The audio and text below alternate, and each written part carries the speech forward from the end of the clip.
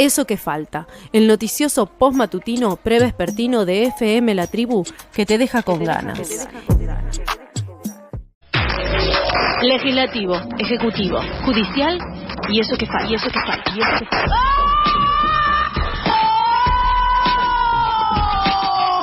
El cuarto poder.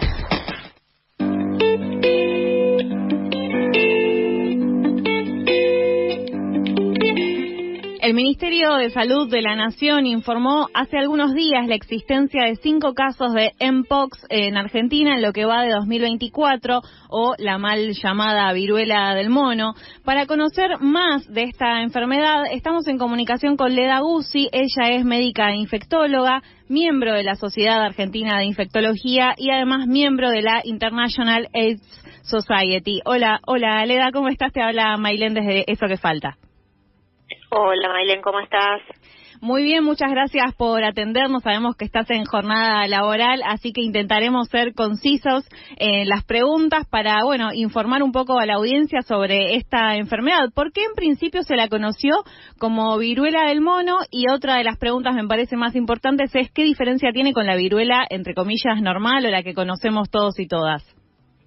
Claro, se llama viruela, se llamaba, porque ahora ese nombre se empezó empezó a caer en desuso, porque es un nombre que puede acarrear situaciones de estigmatización de las personas que lo padecen. Entonces, la verdad es que la Organización Mundial de la Salud sugirió que lo nominemos como Mpox, ¿sí? Y, es un virus que es zoonótico, o sea, es de origen animal. Este virus fue detectado por primera vez en primates, en monos y gorilas, orangutanes, y recién en el año 1972 se detectó en humanos por primera vez. O sea, hubo una transmisión del animal al humano, sí. Y a partir de ahí la enfermedad se instaló en forma endémica en República Democrática del Congo y en algunas zonas alrededor, siempre con una tasa, un número de casos fijos más o menos por año, con algún que otro brote, y recién, en el año 2022 hubo un brote de importancia internacional porque la enfermedad salió de las fronteras de República Democrática del Congo, sí. Y hubo casos en todo el mundo, en los 5 continentes, más o menos durante un año. Fue bastante intensa la actividad del virus y en mayo del año pasado la OMS le dio de baja esa declaración de emergencia que se había hecho en agosto del 2022 porque los casos habían empezado a bajar, ¿sí? Antes de seguir con esto, te digo que la viruela humana, sí. Que es un virus muy parecido, es un virus de la misma familia que el virus de la Mpox o la viruela símica, ya fue erradicado del planeta, ¿sí? O sea, fue erradicado del planeta Tierra en la década del 80 gracias a la vacunación, ¿sí? Y la viruela era un cuadro que podía ser peligroso, con erupciones también vesículo-ampollosas en todo el cuerpo, y a veces se asociaba a cuadros más graves como neumonía, encefalitis, sepsis. O sea, podía ser muy peligroso y ocasionaba una elevada mortalidad en la época en la que existía. Después, gracias a la vacunación, se logró la erradicación de la viruela y actualmente no existen casos de viruela humana. Claro. ¿Sí? Con esta, en el año 2022, todos empezamos a conocer de qué se trataba, la viruela símica, el Mpox. Llegó a Argentina. En Argentina hubo más o menos 1.025 casos en el año 2022. En el año 2023 hubo 125 casos, y en lo que va de 2024 hubo 10 casos. ¿Sí? Y te digo, porque estoy en constante contacto con colegas, están surgiendo nuevos casos que están bajo estudio en este momento. Sí. Pero todos esos casos corresponden a la variante anterior, que es la variante 2, para hacerlo sencillo, que es una variante que da una enfermedad un poco más leve, es menos transmisible que la que está ocasionando el brote actual en África. Sí. O sea, en África lo que está sucediendo es que ha habido este año un incremento muy importante en el número de casos 16.000 casos notificados en República Democrática del Congo, con 500 fallecidos. Lo que se ha establecido es que hay una nueva variante, se trata de un clado que se llama clado 1 o variante 1. Esta variante es más contagiosa o más transmisible entre personas, además tiene mayor letalidad, se estima que es de un 10% más o menos la letalidad, pero esto hay que tomarlo con pinzas todavía porque, digamos, son datos como preliminares de lo que está sucediendo en África, ¿sí? Claro. Y por otra parte se extiende a grupos de edad más amplios, ¿sí? De hecho, el 70% de los afectados son niños y niñas de menos de 15 años, al igual que los fallecidos.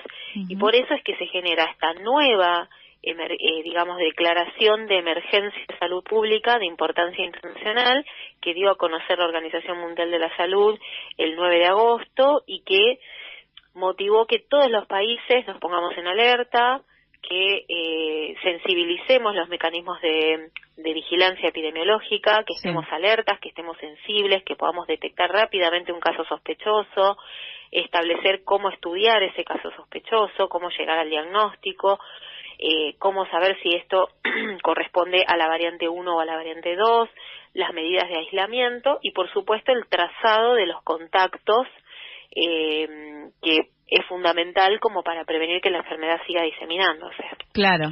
¿Qué diferencia o qué distancia, no sé ahí cuál será la forma más apropiada de hacer la pregunta, hay entre una declaración de emergencia o de alerta mundial y la declaración de una pandemia? Y esto, por supuesto que es, ¿no?, que quedamos todos afectados, me parece, de lo que sucedió en 2020 y frente a cualquier tipo de enfermedad que empieza a sentirse que se expande, bueno, aparece como una alerta, me parece, interna de la posibilidad de una pandemia. ¿Que hay una correlación entre una cosa y otra o por el momento estamos muy lejos de eso? Sí, claro, entiendo y es cierto, estamos todos muy sensibles después de haber vivido una pandemia como la del COVID, que fue tremenda, y después tuvimos dengue, por ejemplo, estamos como muy golpeados con la emergencia de virus que van ocasionando diferentes cuadros. Bueno, la realidad es que hay un reglamento sanitario internacional y la alerta es como un llamado de atención a la gente a las personas que viven en todos los demás países, para que justamente estén atentos ante el riesgo de introducción de este virus en sus territorios, ¿sí? Es como decir, prepárense porque el virus puede entrar en cualquier momento y ustedes tienen que estar preparados para detectar un caso, para evitar que se expanda rápidamente, o sea, para tomar todas las medidas que correspondan. En tanto que la declaración de una pandemia se hace cuando vos ya tenés afectados países en los 5 continentes, cuando tenés más de 100.000 casos, y hay algún criterio más que ahora no lo recuerdo de memoria, pero es cuando ya está consolidada la situación, ya se ha producido la diseminación, la expansión de la enfermedad en los 5 continentes.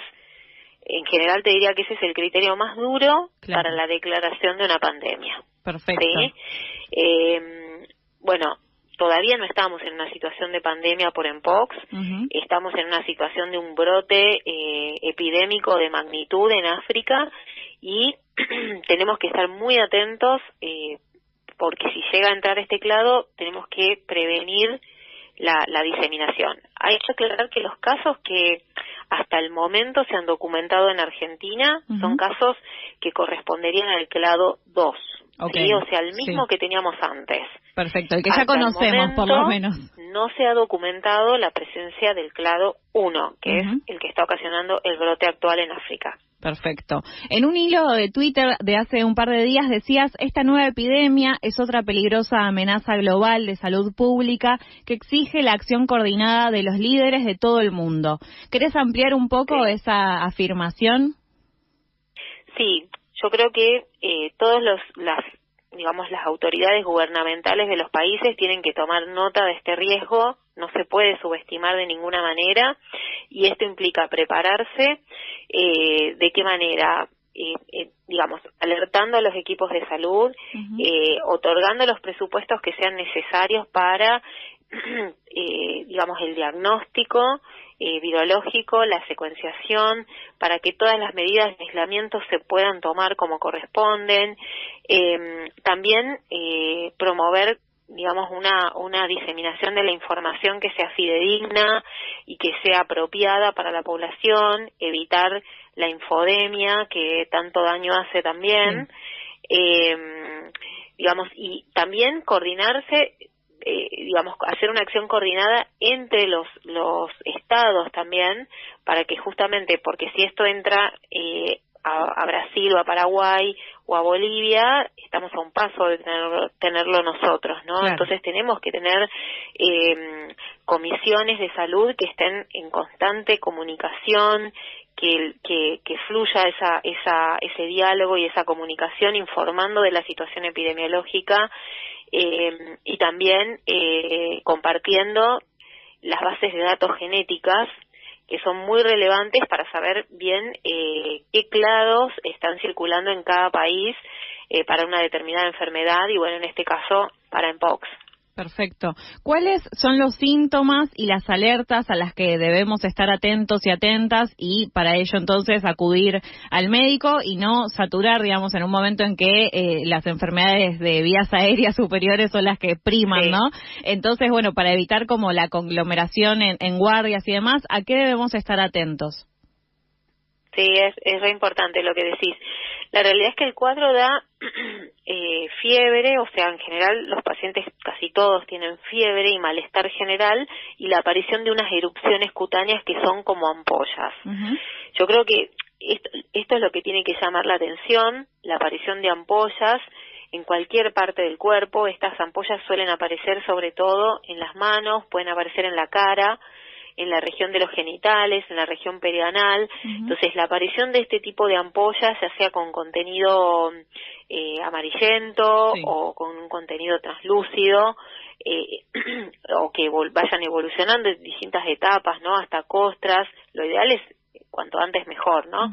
Pero cuando aparecen lesiones ampollares o vesículo ampollares, más fiebre o sin fiebre incluso, hacer la consulta a un servicio de salud.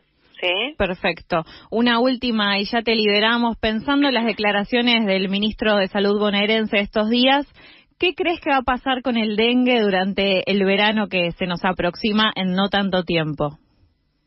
La verdad es que es una situación muy preocupante. La del dengue realmente es muy preocupante, porque pensamos que vamos a tener muchos segundos casos, o sea, casos de segundos dengues, porque además la epidemia está en expansión, porque además nosotros tenemos endemia de dengue, aunque cueste reconocerlo, si bien acá en la zona de Cava y Amba no exactamente, pero sí en las provincias del NEA, en donde hay casos incluso durante el invierno. Entonces, nosotros pensamos que va a ser un verano muy difícil con el dengue. O sea, que vamos a tener muchos casos que van a ser primoinfección, es decir, la primera infección, y muchos otros que van a ser la segunda o la tercera infección, y esos son mucho más peligrosos, riesgosos, ¿no? Por supuesto, porque hay un riesgo mayor de presentar formas graves, ¿no?, de la enfermedad. Bueno, esperemos entonces que la vacunación llegue para todos y todas. Sí, la verdad es que eso estaría muy bueno, y además también para disminuir la saturación del sistema de salud también, ¿no? O sea, no es solo la protección individual que esto otorga, que es buenísimo y que bienvenida, por supuesto, sino también que los sistemas de salud tienen que estar operativos, y si están colapsados por los casos tampoco sirve, ¿no? Perfecto. Muchísimas gracias por estos minutos, Leda. Tal vez volvamos a comunicarnos en algún momento si esto sigue avanzando, o cuando llegue el momento del dengue, hacer también una campaña de prevención y conocimiento. Bueno, dale, un gusto. Un abrazo. Pasó así Leda Guzzi, médica infectóloga, miembro de la Sociedad Argentina de Infectología y miembro de la International AIDS Society.